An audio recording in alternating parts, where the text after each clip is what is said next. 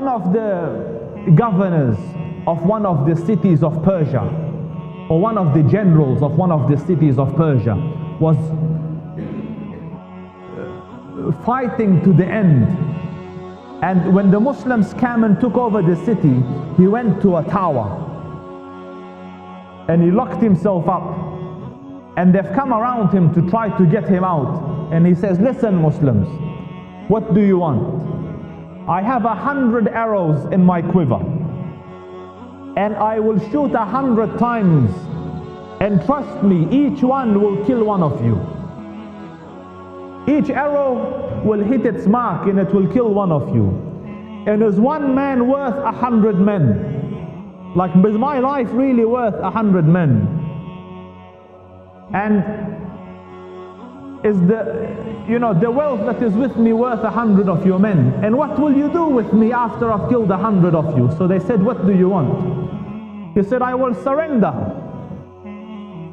I will surrender myself if you place my hand in the hand of Umar Ibn al-Khattab radiallahu anhu.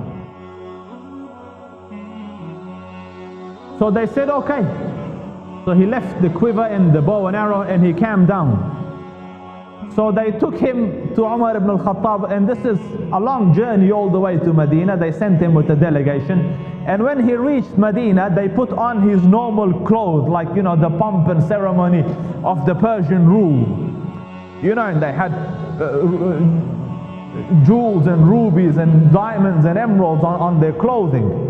And he's wearing a fancy garb and the crown and they bring him like this to Umar Ibn al-Khattab. So when he came to Medina, they went to the house of Umar radiallahu anhu, Umar, and they knocked and they said, where is Umar?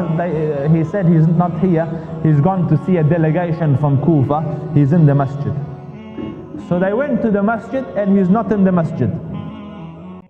And this man is being paraded, and it is a sight in Medina. Like in Medina, this is not the norm. They're simple people. Here, this guy has come like a king walking and they're carrying him in chains, or tied up. So some little kids come playing around. So they go, are you looking for the Amir al-Mu'mineen? They go, yes. So he goes, he's sleeping there besides the masjid on his shower. So they went and found Umar Ibn al-Khattab radiallahu anhu. He took his cloth off and he's put it under his head and he's sleeping. So they didn't want to disturb the Khalifa, so they go, shh, sit quiet, wait for him to wake up. So this guy says, where's Umar? And he says, Subhanallah, that one there is Umar. So he said, where's his guards? You are a people that have just conquered Persia. Where's the guards? Where's the court? Where's the scribes? Where's the people that he does this to, and they go and do an amr and he does this? And where are the people that fan him? They had those ostrich, they had these fans in the olden days that they used to decorate with peacock feathers and stuff like that, and they used to fan the king, because there was no air cons and stuff, there's no fans, so they used to fan. Where in this hot weather? Where is his pool? So they go, no scribes, no guards, no nothing. That is Umar radiallahu an, Umar, the Khalifa of the believers, Amir al-Mu'mineen, Umar Ibn al-Khattab. So in talking, Umar woke up. So when he woke up, he said, who is this? Who is this enemy of himself? Like as in, because he's wearing such lavish clothes, who is? So they said, he is the general from this place, and he's made a and no, Umar seeing him, he said, is this the general from this place? They said, yes.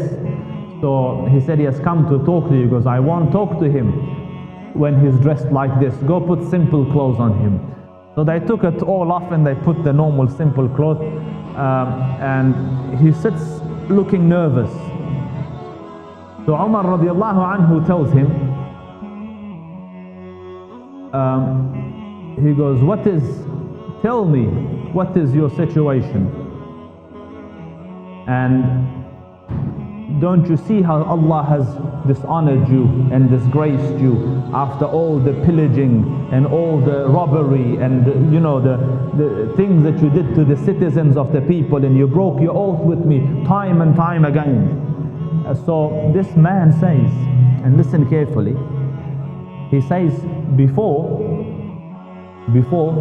we used to fight you and it was us against you, and there was no Allah on your side and there was no Allah on our side. Like Allah Rabbul Izzah wouldn't help you and He wouldn't help us, because you were wrong, we were wrong. Before Islam, in the days of Jahiliyyah. So we fared better against you and we beat you. And now you became Muslims, so Allah Rabbul Izzah helps you, He is on your side, and there's no Allah on our side, so we lose. And Allah has disgraced us. Look at the understanding of a general of Persia, that it's not your men, it is the help of Allah that is on your side. And Umar radiallahu anhu said, and our unity. And our unity. And that in itself is the help of Allah Rabbul Izzah. قال سبحانه وألف بين قلوبهم لو أنفقت ما في الأرض جميعا ما ألفت بين قلوبهم ولكن الله ألف بينهم. Allah Rabbul Izzah put unity in the hearts of the believers.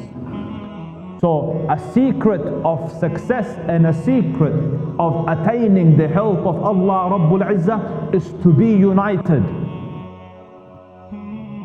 And Allah Rabbul Izzah says, وَأَطِيعُوا اللَّهَ وَرَسُولُهُ وَلَا تَنَازَعُوا فَتَفْشَلُوا وَتَذْهَبَ رِيحُكُمْ وَاصْبِرُوا. And obey Allah and obey His Prophet, and don't quarrel and dispute amidst each other. You will fail and lose your haybah that exists in the hearts of men.